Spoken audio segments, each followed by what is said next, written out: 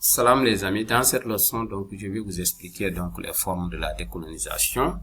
Oui, donc la décolonisation a connu donc deux formes principales. On a donc la forme violente, mais aussi la forme pacifique.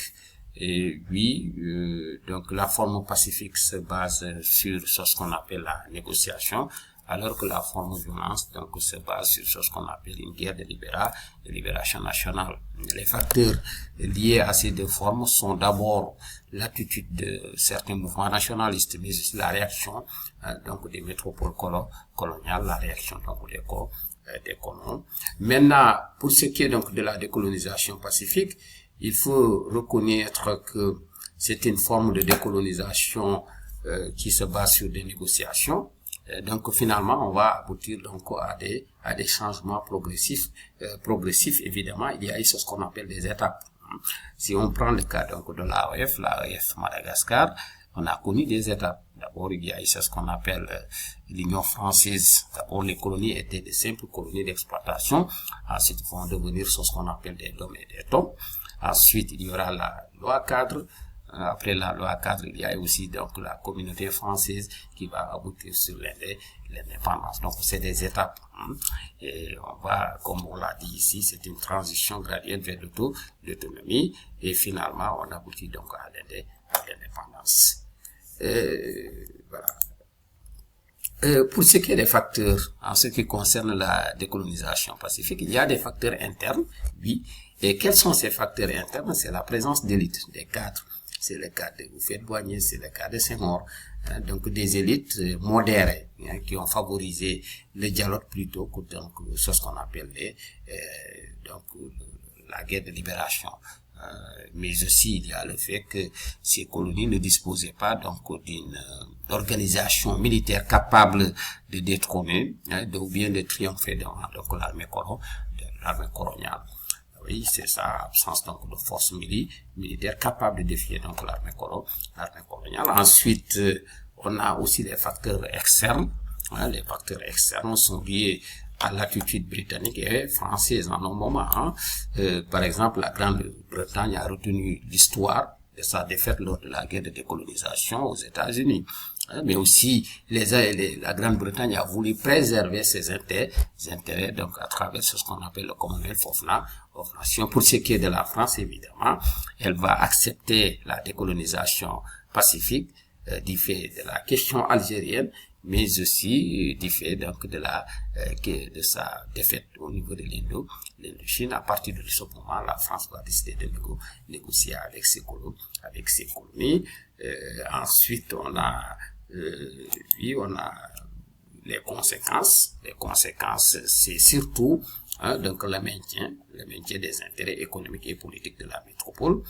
Donc, exemple, on a ce qu'on appelle la francophonie pour les colonies donc anglaises. Au niveau des colonies francophones, il y a la coopération post-coloniale à travers ce qu'on appelle la France-Afrique, à travers ce qu'on appelle la francophonie. Donc les deux puissances coloniales ont su maintenir donc leur domination à travers ce qu'on appelle en accordant une indépendance pacifique.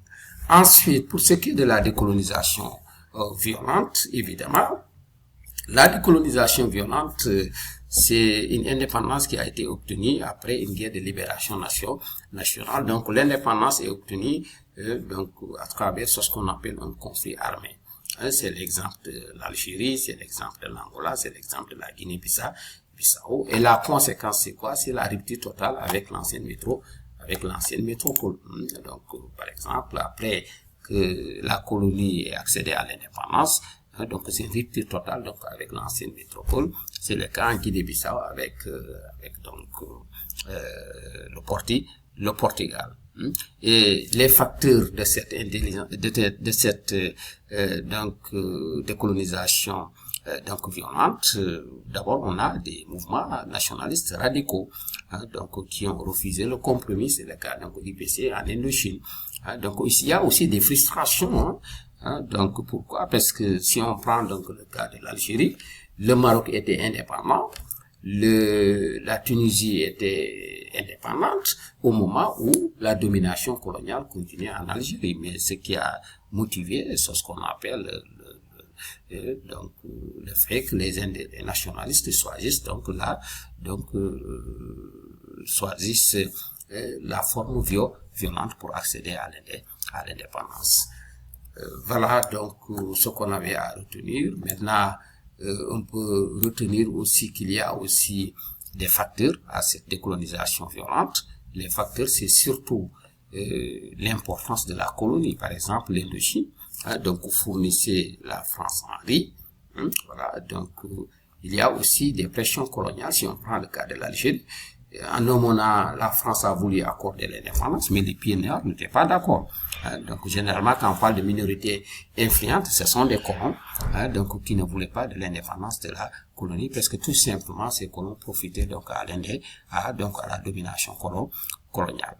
Donc, il y a aussi le prestige, par exemple, post-seconde guerre mondiale, le cas de la France, qui a voulu retrouver donc sa puissance économique, sa dignité, donc en continuant à dominer les colonies, et cela, par exemple, a débouché sur une guerre de décolonisation en Indochine, mais aussi en Algérie. Voilà donc ce que j'avais à partager avec vous par rapport à à ces deux formes de décolonisation, la forme violente et la forme donc pacifique. Donc, je m'arrête là. Donc, la prochaine fois, on se retrouvera à nouveau pour une autre leçon. Bonne chance pour les révisions.